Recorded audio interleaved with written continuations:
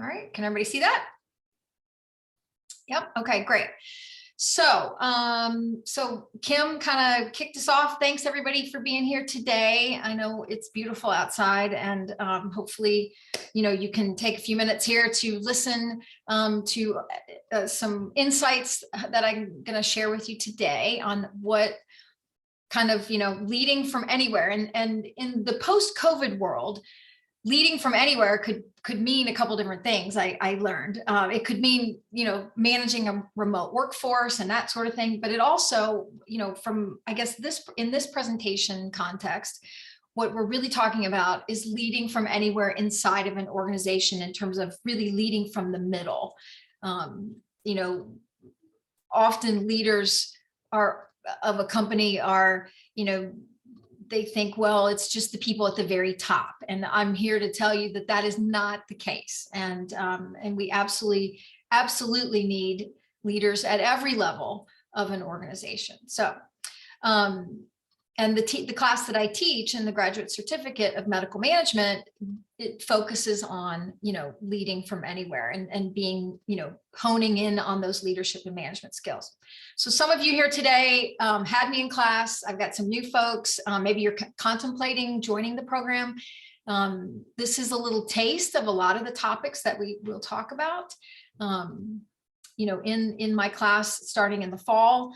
And some of you are here just to check it out and maybe pick up a few tips. That's great too.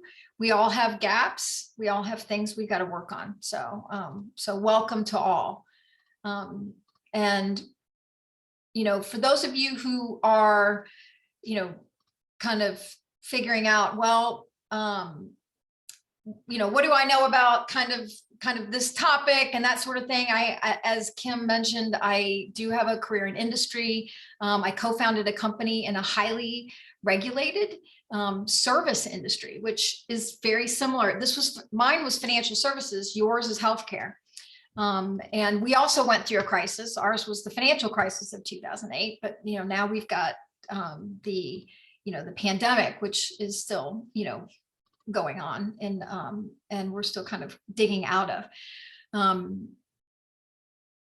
But in these types of environments, and this is really critical for healthcare, it's that now that we're kind of coming out of it, this is a time when people often do step up, right, and fill leadership gaps that they need to. And there's also a huge, we've got staffing problems everywhere.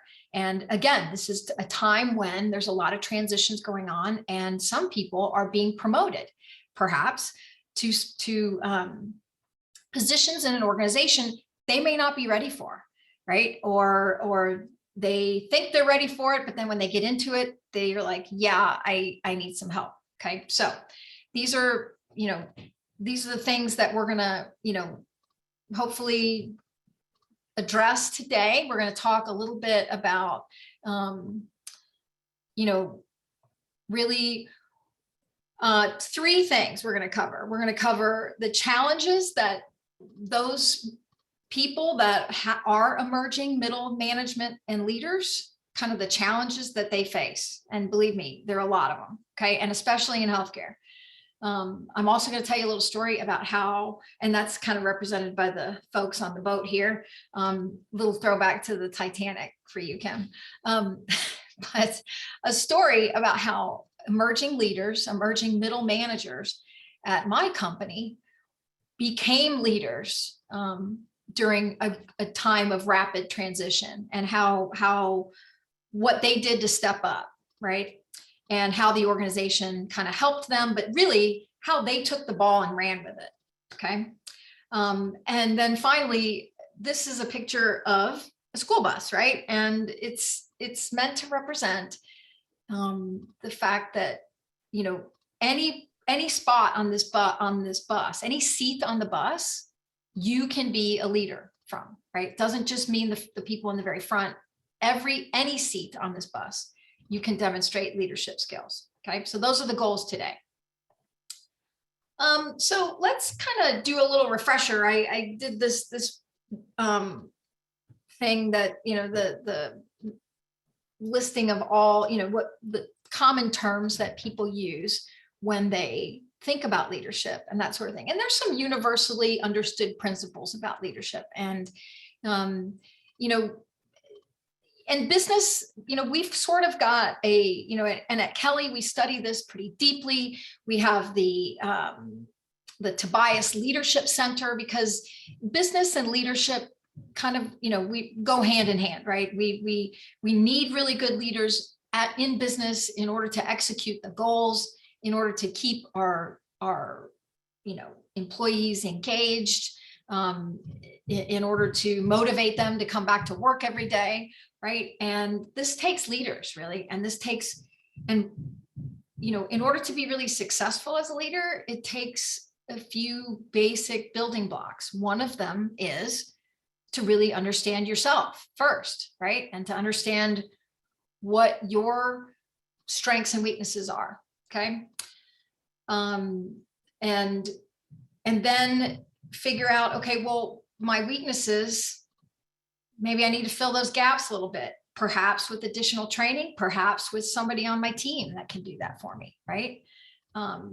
Because we are all trying to advance the goals of the organization. The reality is, though, as I mentioned, some of you are in leadership positions right now today, and maybe you're doing great. Maybe you've got, all your tools in your tool belt and everything's really great. You've kind of got a plan. That's awesome. Some of you are, maybe you're in a position and you're a little nervous about it, right? You've been promoted, but you really haven't been given the tools, or that, your tool belt has got a few empty slots to it, right? There's some things that maybe you don't even know what you need, right? These types of skills are not necessarily just check the box and you're done type things. It's almost like a fitness program where it's something you kind of have to work at every day, right? When you want to maintain a healthy, fitness level, you can't just work out, 5 hours one day and then nothing the rest of the week, right? It's just a little bit every day. You don't necessarily do the same thing every day, right? But you've got a vision, right? You've got a vision of what you want to accomplish. You've got a goal, okay? This is kind of it's a similar, analogy to, what happens from a leadership perspective. So even the folks here on this webinar that are super experienced, there might be some things that you're like, oh yeah, I forgot about that. That's a really great point. Like, I should do more of that. Or maybe, maybe I tried it once before and it didn't work. Maybe I could try a different way, right? So hopefully there's something for everyone. But when we're talking about middle managers in particular, I think this picture just depicts the situation really fantastic, okay? Which is, you all have middle managers in an organization, I think, have the hardest job, right? And it looks like this almost, right? You've got on one end of the teeter-totter, you've got all this strategic stuff. You're supposed to be, you're supposed to be focusing some of your time on strategy, right? Because you can see the vision that your senior leadership has set for the company, and you are responsible for executing it, right? Likewise, at the end, though, at the other end of the teeter-totter, the seesaw, you have subordinates, right? You have your folks that just have to get the job done, right? So this is a balancing act for you. And it's a weird place. It's tough. It's hard, right? And you're constantly kind of off kilter to a certain extent. And as I mentioned, a lot of folks, why do you get promoted? Why do a lot of people get promoted in the jobs that they have? What's the biggest reason why a lot of people get promoted? Does anybody know? You can put it in the chat. Yeah, so you're overperforming, right? Doing what? What are you overperforming at? Well, hopefully they deserve it, yeah. Yeah, maybe sometimes work that the boss couldn't get to. Perhaps sometimes people don't want it, but usually often people are promoted because they are really good at what they do. Like, for example, accountants are often promoted in a firm, because that's my background, because they're really good at auditing or they're really good at tax.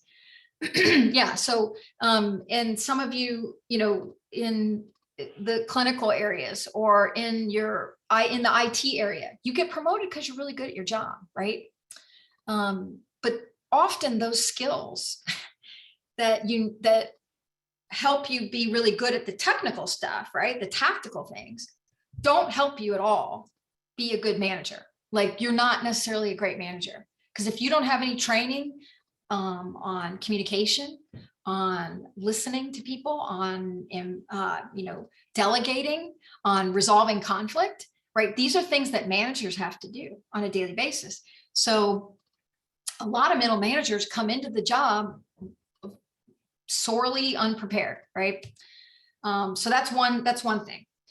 The second thing that happens is, and this is some folks in the chat said this, that maybe you are really well connected, or you are doing things, right, that demonstrate what a good leader you are already. Like, you're going to you're enrolled in the GCMM, or you are, you're watching TED Talks, or you're reading books about leadership and things like that. And that's all really good too. But perhaps your organization doesn't recognize that. Like, that's not, they don't, like, you're demonstrating these things, but no one is paying attention, right? So again, middle managers, tough spot. Okay. And I say, because some of the naysayers on here might say, yeah, but I could do all this great stuff. But yeah, is anybody going to care? Is anybody going to notice? Well, in that case, I think you have two options. You either could leave your organization, right? Which is not always ideal and not always the best advice, right? Or you can, and I've heard other folks say this before, it's not necessarily rocket science, but you could be the leader that you wish you had, right? So be the leader that you wish you had. Okay. And some of you may have great leaders right now. You may have your managers right now, maybe fabulous, right? But some of you may not. Okay. So think about that in your organization. Who are the leaders that you really look up to? Who are, or maybe outside of your organization, but who are there leaders out there that you would really want to emulate and be like them, right? So how do you do that? Well, we've got, there's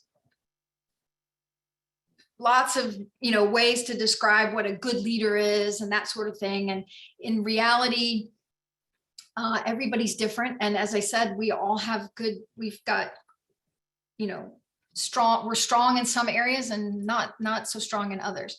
Some days I might feel like, today, like, I need to, instead of hammering on people to hit their goals, maybe I need to offer more support or encouragement about a particular project or something. Or maybe I'm in a meeting and with my boss, let's say, and there has to be some negative feedback that's delivered, right? Do I sit there and just stay silent, or do I speak up? Okay, these are tough situations.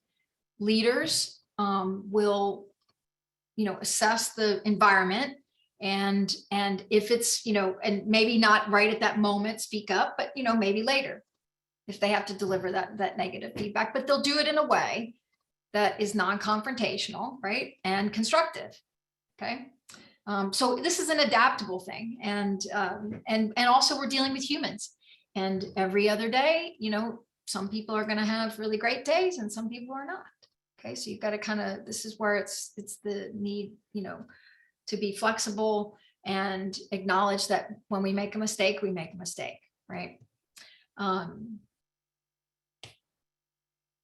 So one other, area that when you're really good at this from the middle, what will happen in an organization is is that, if you are a leader that people want to work for, they're going to figure out a way to work for you. And what happens in bigger organizations is when there are good leaders, people know it. People know who they talk about it, right? At lunch, when you go out and, so after a while, you build up a reputation of being someone that is a good leader and that people want to come work for you, right? This is how middle leaders really build up their own credibility and reputation inside an organization, okay? By walking the walk and talking the talk. And in the GCMM class, we talk a lot about, in my class, we talk a lot about leadership styles, about the 4 different, we use the term frames of leadership. And, just to, there's not one way to do it. Lots of people have different, styles and traits that work better with their own personality. So this is not something that I'm saying that, oh, well, everybody has to be the same. No, you have to, again, figure out what's going to work for you. We've got structural leaders who are very efficient and focused on, execution and goals and things like that. Super important in certain roles. And a lot of tactical leaders have to really be good structural leaders. Okay, so that first job, that first line management job you get, you're often spending a lot of time just in the structural area, making sure things get done on time, holding people accountable, that kind of thing. Then you've got the human resource type leader, which is the second box here, where this is also a style that is often needed at the lowest, at those middle levels, which is how well do you connect with people, right? How do you, how compassionate are you? Do you, are you relying on your people? Are you empowering the people that work for you? Are you building a team that support each other and you, right? That's what human resource leaders do. Political leaders and, political, not saying this in a negative way in our current environment necessarily. I mean, because a lot of times we throw around the word political and everybody gets all, crazy about it. But I'm talking about just the people. And I think somebody in the chat mentioned this, that, you're well connected and relate to everybody in group. Well connected, that's the key. A political leader is going to, build coalition and work with people in terms of, in terms of forming alliances and things like that. And that can be a good thing, especially when, there's resources that need to be allocated to people, right? And projects. And then finally, we have the symbolic leader, which if you're in this camp at the lower levels, this is going to be, you're way ahead of the game. This one is the hardest one, I think, for a lot of folks to really build up in themselves, and not impossible at all. But it's the leader that is telling stories, is providing a vision for people, is, fun. And I'm not saying it, and it's just understanding that people need to connect in ways that maybe aren't just sitting in a board, in a room with, with the whiteboard and all that, or laptops everywhere. These are the people that really try to inspire, right, the workforce. So all of these things, and really good leaders, and when we talk about this in my class, really good leaders have capabilities in all 4 of these areas, right? And they, depending on the situation, depending on the people, depending on what's going on in the project and whatnot, they will, utilize different skills in all of those areas to accomplish the goals, okay? And the vision. So the challenges today in healthcare, I'm not going to go through this in a lot of detail, but there are lots of challenges in healthcare. And as I mentioned, regulatory, changes, there's coming out of the pandemic, there's shifting demographics. Whenever there's chaos or some sort of transition or unrest in a industry, this is when there's a lot of opportunity as well. So I'm going to tell you the opportunity that we made for ourselves with the Stonegate story. So our company was launched in 2005 here in Indianapolis, and this is a picture of our banner at the New York Stock Exchange in 2013, which is when we successfully did an IPO, an initial public offering. But we started with 3 people, and we grew it to 13, over 1,300 people in we had employees in about 34 different states, I think. We also, were licensed in 43 states. This was when I left. This was when I exited the company in about 2015, at the end of 2015. And obviously then grew it to 46 different locations nationwide. Okay, so that was our success. How we got there. Well, we had to raise a lot of capital. We we hit the equity markets a couple times, and at the same time, okay, we were also voted as one of the top workplaces here in Indianapolis. And you're like, well, gosh, that's great, right? How did you do it? You guys were, well, I'm going to explain one of the factors in how we got there. Just the last bullet here is just now, in terms of where it is now, the company was acquired and then taken private in 2017. And then strangely enough, did another kind of equity raise in the public markets in 2020. And, so they're still listed. I think they're listed on NASDAQ now. So they're called, and the name of the company is Home Point Financial, if anybody wants to care about that. So they are still alive and well. I still have a lot of friends there. Yeah, so what was going on though? What's the story? So our emerging leaders story. Well, we raised a lot of money. And what happens is when a company raises a lot of money, they got to do something with it. Okay. They can't just let it in the bank, right? They can't just let it, generate interest, because that's not why those people gave us the money. They gave us the money in order to really grow our company. Okay. Well, that means in a service business, we added, new operation centers, lots of employees, and a lot of technology. Well, when you add a lot of employees, you're going to be hiring, a lot of people quickly and growing departments, right? Which means you have to promote people. We needed supervisors. We needed middle man. We needed to grow this entire middle management group in our company, basically, okay, from nothing. All right. We hired some experienced managers too, but we had to do a lot of this growth on our own, right? And this is great because we want to reward people for working hard, right? And that's what we did. Okay. So what do you think was happening? And you can post it in the chat. What do you think was happening with some of the metrics in our company? What do you think was going on? Any guesses on this, on what was happening in the company while we were deploying a lot of capital and hiring a lot of people and promoting a lot of people rapidly? Any ideas?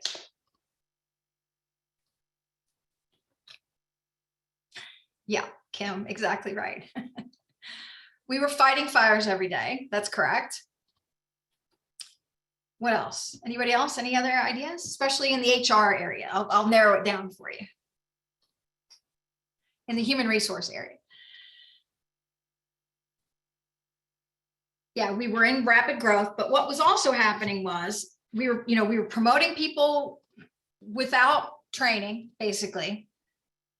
We were hiring a lot of new people. Okay. Let me just say stuff was breaking. Okay. The middle part of our company was cracking, right? We had super high turnover because guess what? Right. Sarah, jealousy. Some people were getting promoted. Maybe some weren't, but you know what?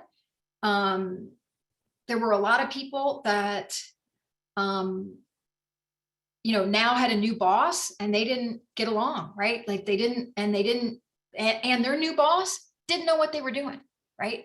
They had no idea how to manage people. Okay. So we had, so our turnovers was super high. So that means we had to hire even more people, right? To keep up with the open positions. Okay. A lot of our institutional knowledge was walking out the door. A lot of people that had been with us for a while, and a lot of our good people were leaving, okay, because they had managers that were not and why do people quit jobs? Because they don't like their bosses, right? I mean, that's why you leave, okay? And it was also spilling over from our customer service perspective. Processes were having to change. We were implementing new technology. It was a struggle. It was crazy. It was hard. Okay. And our HR department, the employee relations area, oh my gosh, it was nuts. They were constantly, fighting or negotiating peace agreements between certain employees. Okay.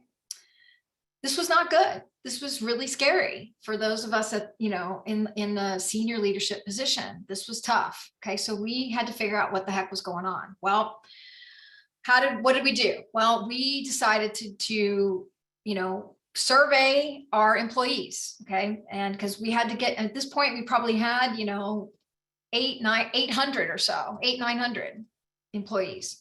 So we had to get our arms around what the heck was going on quickly.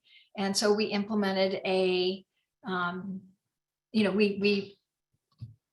put together an engagement survey and sent it out to everybody. Well, what we learned, among other things, we learned that our employees did not like their managers. They were upset. And that the middle, as I mentioned, was breaking, and they needed training. And Andrea, absolutely, we lost sight of the vision of, because a lot of people are like, well, now we have all this money, we're not entrepreneurial anymore, all this stuff. It was just craziness, right?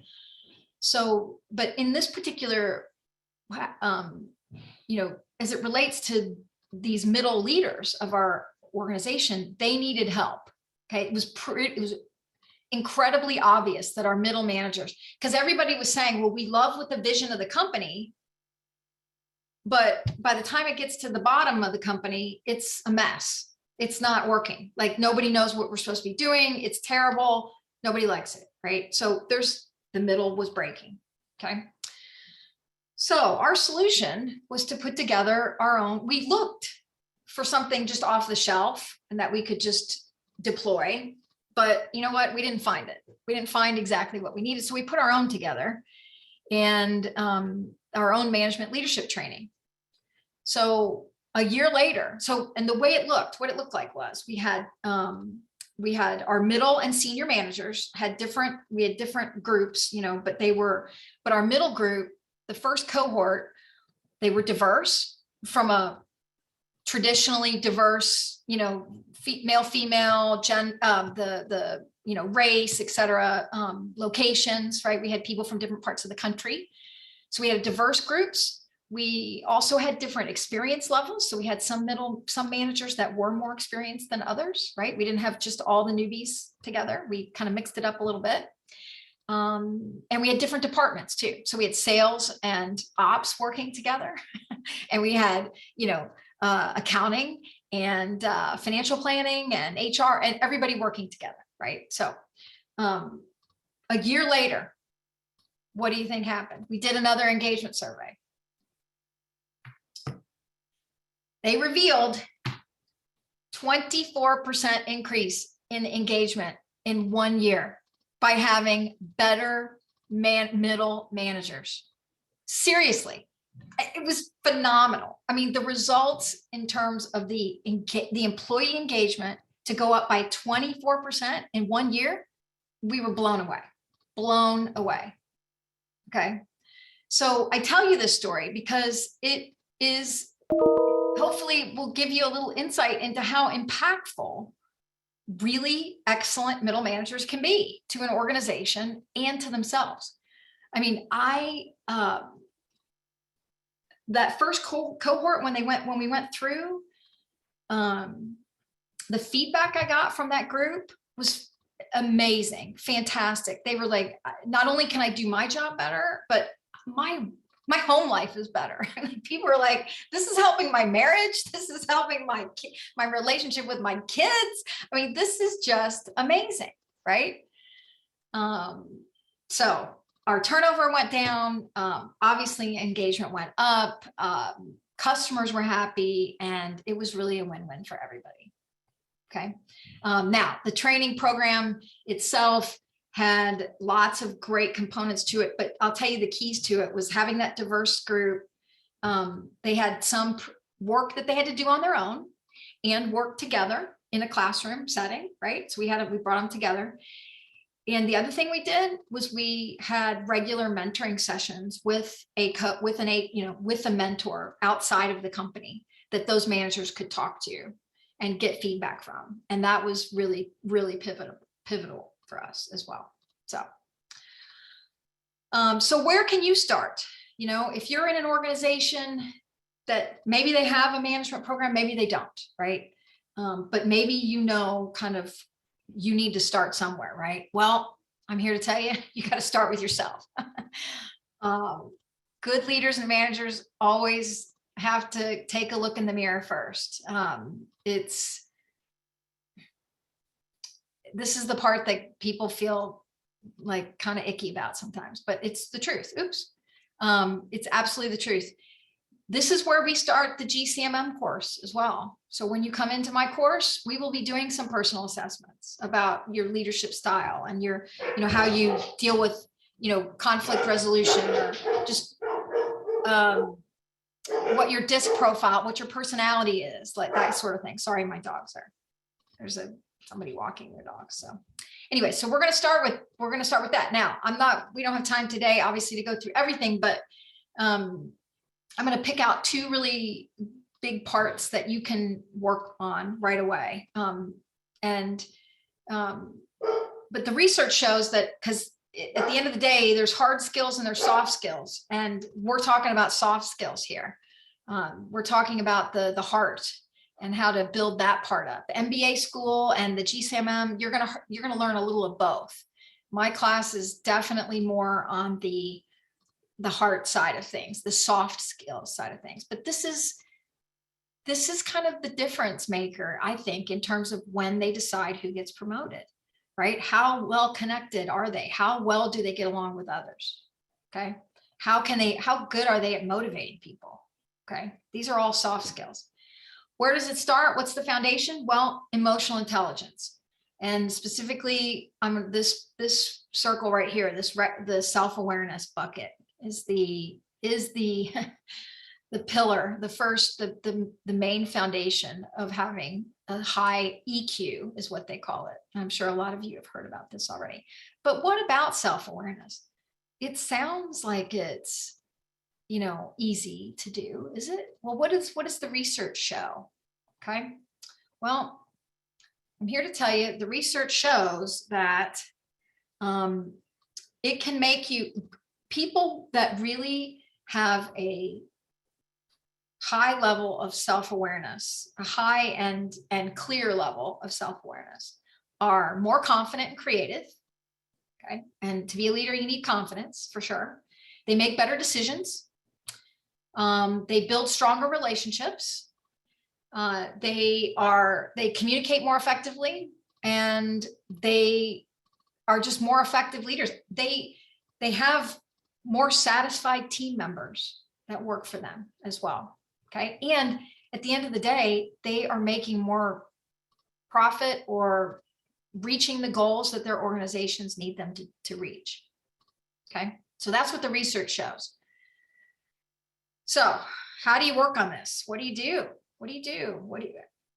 Well, the reality is when the researchers did the studies, and there's a Harvard study out that said that, a lot of people think they're self-aware, but there's really only about 10 to 15% of us that actually really do it right.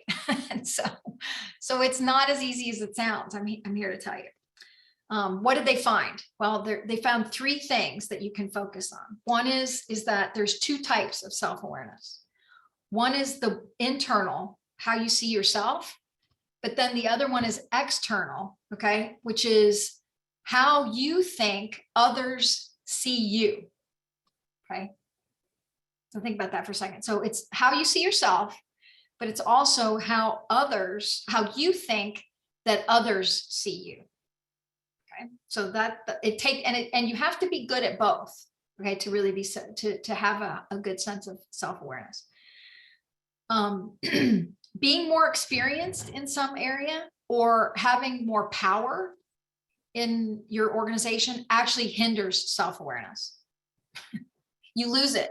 As you move up in an organization, you might lose your self-awareness. And this is because the whole ivory tower effect, right? People at the top, they get less information. So about what they're doing. So that's what that is. And then introspection does not always improve self-awareness either. So for the people who are, ruminating and thinking and about what they said and what they did and why this happened and all, it doesn't lead to a greater sense of self-awareness. But I can tell you how you can do that, how you can turn all 3 of these things around. So building both internal and external self-awareness. This is about really, understanding ourselves really, and then, having more empathy. So to see how other people see us, that's the building more internal and external self-awareness. How you can avoid not having blind spots really is to seek out honest feedback from what we call loving critics. These are people that really do care about you and they don't have any other sort of agenda or anything. Okay. But they're going to be honest with you. They're going to hit you with that velvet 2x4. Is how I say, you know what I mean? They're going to be really honest with you. So find those people. And then the other thing is, instead of asking why something happens, I ask what instead. And I'll give you an example. So instead of saying, say you get, somebody gives you negative feedback, and instead of saying, why are they saying that about me? Right? Say maybe the other way to frame it up is, well, what is it about the situation that perhaps I can learn something? Have I, what did they say that might help me with, some insight into what's going on, right? So instead of asking, why do I feel terrible about this job that I don't like, say, okay, well, what situation or what things specifically make me feel terrible about it, right? And then work on that. Are there any sort of commonalities I can get to?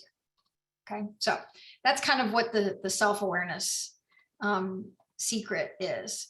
And then there's mindset. And I'm not gonna, mindset is another thing we talk about in my class quite a bit. This is how you view the world. And it's important to kind of check yourself in this area. There's lots out there in terms of fixed and versus growth mindset. I think the best way to kind of differentiate between the two is with a growth mindset, you are not afraid to fail. Or if you fail, you might still be afraid to fail. But when you fail, it's not a complete, epic failure, right? Did you just screw up, right? Did you just make a mistake? That's one thing. Maybe this is a weakness of yours, right? So is it just a screw up, or is this something that really is a weakness of yours? Do I need to address this? And then the other thing is, what can I learn from it, right? What can I take away? And in the moment, sometimes it's hard to know that, but having a growth mindset really at the end of the day means that you are, it's how you deal with failure, really. You don't let them define you. you pick up what you can from it and move forward. Okay. Have some compassion for yourself. So your mindset at the end of the day matters a lot in terms of leadership. So here's the activity today. We're gonna ask a couple questions. We just have a few minutes here. But in the chat, do you think the workplace that you're at has more of a fixed mindset, meaning people are punished, or it's not really, you're not rewarded for trying new things, or exploring, and fixed, failures are punished? That's good. So yeah, thanks, Karen. Kim, growth mindset. Okay. Yeah, I agree, Heather, completely. I think this really is a difference between, it depends on who your supervisor is in some large organizations, for sure. This is another question you can ask yourself. Do you feel like people are just judging you, or do you think they're really there to help? This is another way for you to kind of understand what you're dealing with, right? What environment you're dealing with. Okay. The next one is, this is a way to grow your mindset. Are there ways that you can be less defensive about your mistakes? We all make mistakes. Nobody's perfect, right? So this is a way to really kind of think about, can you be less defensive about things? Maybe they do have a point. And again, I always run it through this little, is this just a screw up of mine? Did I just blow it, right? Is it a weakness? Because that's different. That's something I've done over and over, and I maybe need to address it. And what can I learn from it? Those are the three things that I always have to ask myself when I make, when a mistake happens. Are there ways at your organization that you can create learning opportunities for yourself? Right? Is there something new that you can try, that you can move out, right? That you can get into, that you can volunteer for? Sometimes some of us spread ourselves too thin, so don't overdo that one. But it's a great way to kind of push yourself a little bit. And then the last question I'm going to leave you with is, how do you act towards others when they make mistakes? Okay, this is a big, this might be an area that you should work on. And again, as a middle manager, you are going to want to be the leader that you wish you had. Okay, and so how would you want your leader to deal with mistakes? Okay, and then do that, right? All right, so we just have a couple minutes here left, and I'm almost done. What's the goal here? Well, healthcare needs good leaders, and I applaud all of you who have been through gone back to school and are doing, some sort of learning and attending these types of webinars, because this is where you really get the information. The goal is for you to take this now and bring it into your workplace, right? And here's a quick little list too of, what the most important thing emerging leaders can be working on: practicing empathy, demonstrating that self-awareness, right? Executing goals, because we still have goals, still got to get the job done, right? Middle managers. Over communicate is much better than you think that you're saying the same thing over and over again, but some people are listening sometimes they're not. So it's important to over communicate. Culturally intelligent. We didn't really didn't talk about this much today, but this is a huge part of where work is headed in the future. And that is to be, culturally aware and inclusive. Okay. And then putting others first as well. Leaders do this quite often. So empathy and humility, the two superpowers of leaders today, I think, especially coming out of the pandemic. And so the more you can practice some of this inside your organization as an emerging leader, the better off you will be. And again, so just to reiterate, middle managers, y'all have some really incredibly hard jobs. Seek out the training, seek out the opportunities, be the leader that you wish you had. Okay. do your homework, speak up when you can, offer to mentor others, right? And embrace change. Those are probably the other main takeaways. So that is it for my presentation today. The graduate certificate is obviously something that will help you in all of these areas and become the leader that you want to be. So I will stop sharing. And if there's any questions, I'm happy to stick around for a while, but thank you so much and have a great rest of the day. Thanks, Barb. That was awesome. Anybody have any quick questions for Barb? I know we're right at time, so feel free. Yeah, I'm happy to stick around or whatever. So. Yeah, oh, go ahead. Oh, thank you. First of all, thank you very much, Professor Cutillo. Good to see you. You're welcome. Yeah, I thoroughly enjoyed your class and learned a lot, actually. So appreciate that. Just two very quick questions. One is that often I think leadership has to take some risky decisions because there is just no available model, basically, how you will manage the decision. For example, yesterday I saw the news that Airbnb, the CEO on Bloomberg was saying that they have taken their entire staff to remote work, actually, and now they had 1 million hits of job application on their side. So this is a risky decision, I think, to take.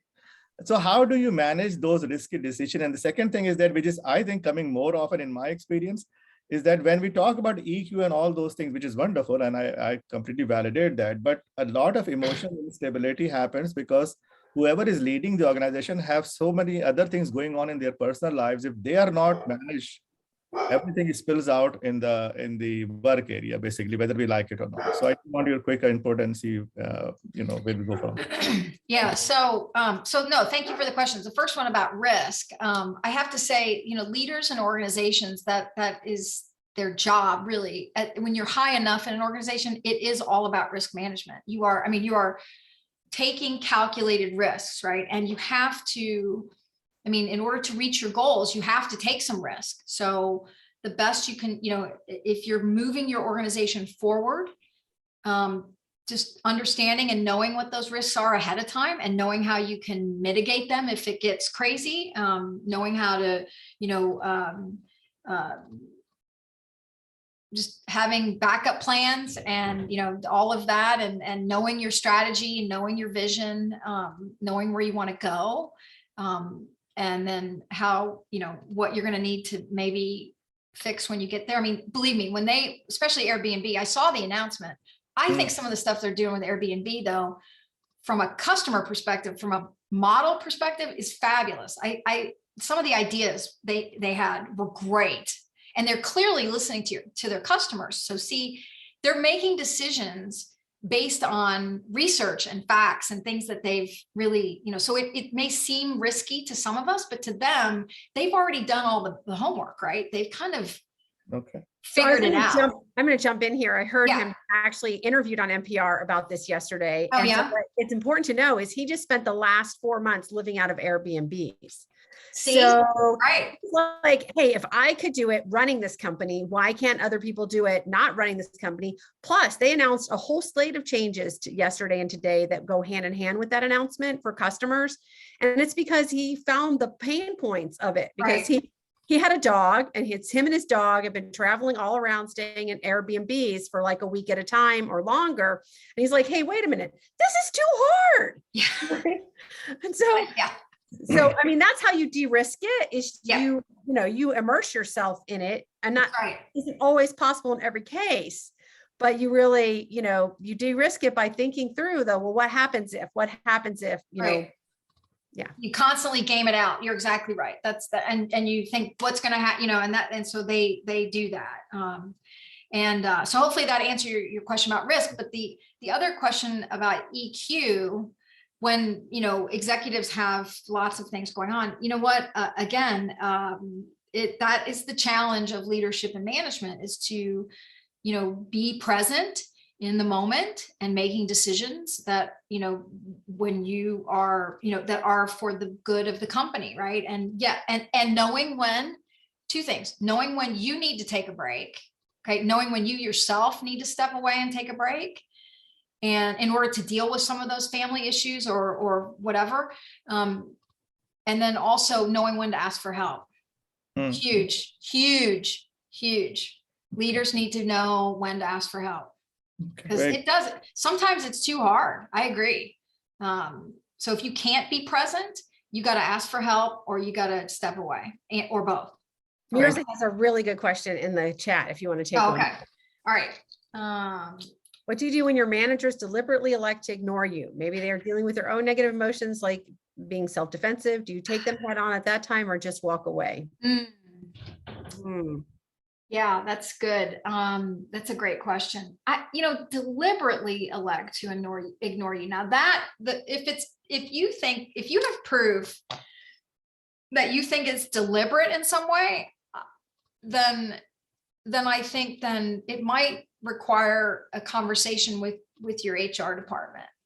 If you feel like it's deliberate, because they might be able to be a good go-between, like somebody to negotiate some sort of shared understanding about what's going on, right? And I'm not saying everybody run to HR, because I mean, they can't solve all the problems, but I would always have in that, if you feel like it's deliberate in some way, and it's maybe one manager in particular, then I would maybe ask HR to have to broker a meeting between the two of you. If you feel like this is, yeah, that's what I would do first, and then see what happens. And then see if they see what they say. Maybe you're right. Maybe what's happening has nothing to do with you, right? It could, but it might not. And so then what'll happen is either you will have a better understanding of where they're coming from, right? And can understand them better and manage them. Because I mean, we all have to manage up a little bit, right? So you can manage your manager better.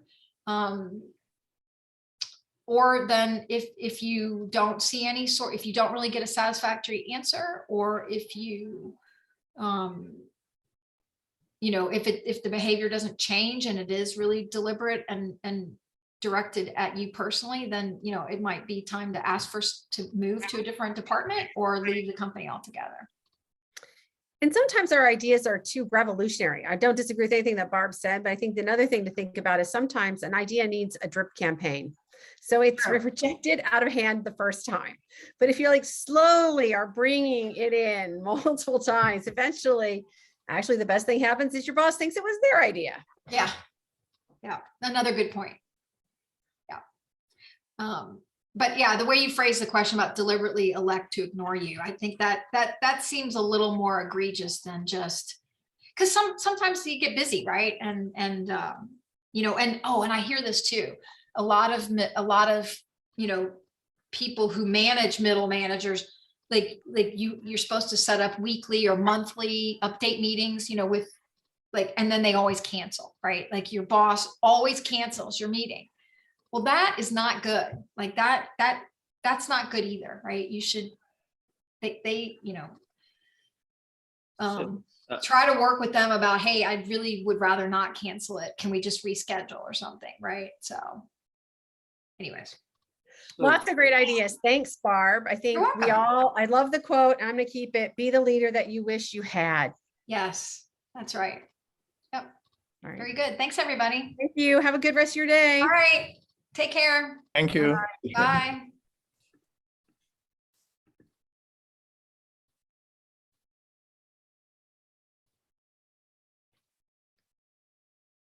You're going to have to end the meeting, Barb. Oh, I am. Oh, okay. All right. Sorry. That's okay. Okay. All right. Thanks, Kim. See ya. Bye.